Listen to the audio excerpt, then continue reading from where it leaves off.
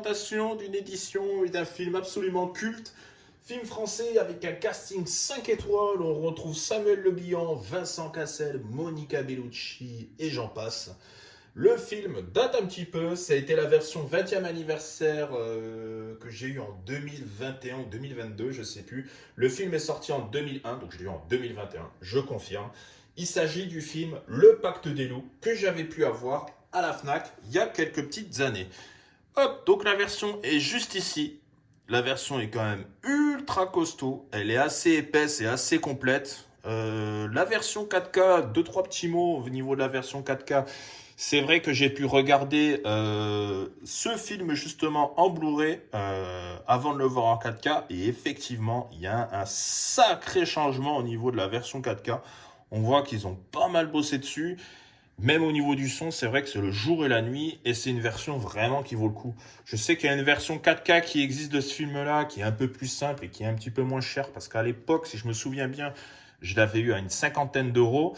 Et c'est vrai que là, les prix sont un petit peu envolés, on n'en a pas trouvé des tonnes. Et il y a eu un gros problème au niveau, enfin de certaines éditions en tout cas, où le steelbook qui était à l'intérieur était très souvent marqué paint chip, micro-rayures, rayures carrément. Et c'est vrai qu'il y a eu pas mal qui ont été retournés. Et malheureusement, des personnes qui n'ont pas pu le revoir ou l'avoir tout court. Donc c'est vrai que ça a joué un petit peu sur le phénomène de rareté. Et comme d'habitude, les personnes qui l'ont eu se sont empressées, enfin certaines personnes en tout cas, se sont empressées de le vendre et les prix se sont envolés.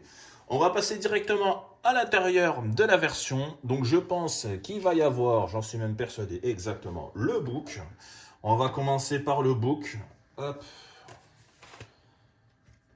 Qui va être juste ici.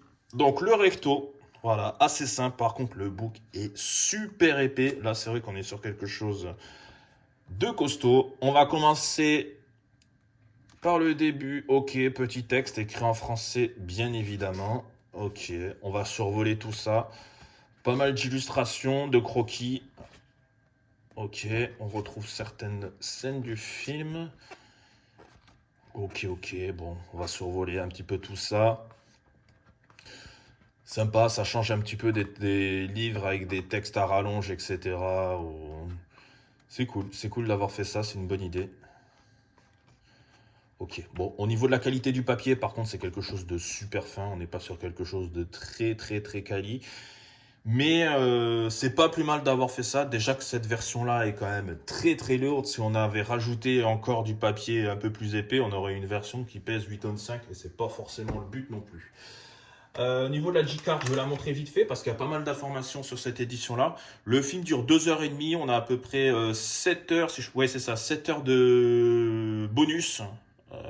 Donc ça fait quand même pas mal de choses sur cette version-là. Elle est assez complète. On va continuer avec, hop, juste ici, un petit carton, petit fourreau cartonné, pardon, avec les 3 disques bonus, je présume.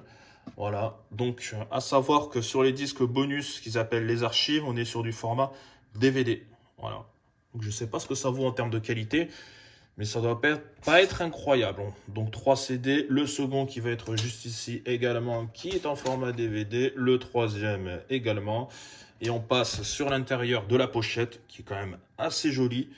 On a une très belle qualité, il n'y a rien à dire là-dessus. Ok. On va passer sur le verso. Donc il y a l'explication justement de ce qu'il y a. Je vous invite à faire pause si vous voulez lire justement ce que ça présente. Une illustration, voilà, avec la bébête. Et le titre du film qui va être juste ici. Ok, bon, il n'y a pas de continuité. C'est vrai qu'à part, mis à part pour l'intérieur. Continuité, très belle continuité d'ailleurs.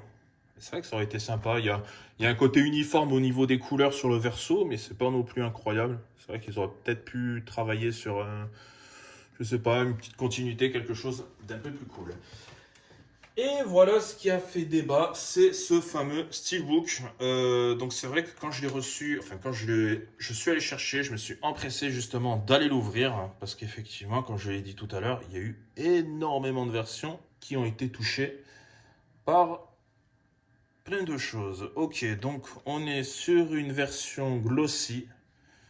Le visuel est assez sympa. On va regarder comment ça se passe À l'intérieur, donc sur le côté droit, on retrouve le disque 4K que je vous recommande de voir si vous ne l'avez pas vu ou si vous voulez le revoir. Le 4K vaut vraiment le coup. Ok, donc on a un texte sur le côté gauche avec le nom des acteurs, c'est ça. Ok, visuel assez sympa sur la droite. Petite continuité, ouais, sympa, sympa. On va passer directement au verso. Ouais, ok, visuel assez sympa. Je vois pas, toujours pas de défaut, donc c'est assez cool. Le steelbook ouvert, ça donne ça. Ouais, le steelbook est quand même hyper joli. Le steelbook est quand même hyper joli. Ok. Donc c'était tout pour cette présentation du film Le Pacte des loups. N'hésitez pas à me dire ce que vous avez pensé de cette édition, si vous l'avez également et si vous l'avez eu justement avec malheureusement un défaut. À vous abonner et activer la cloche pour ne rien manquer, à mettre le petit like d'encouragement et puis je vous dis à la fois prochaine. Ciao!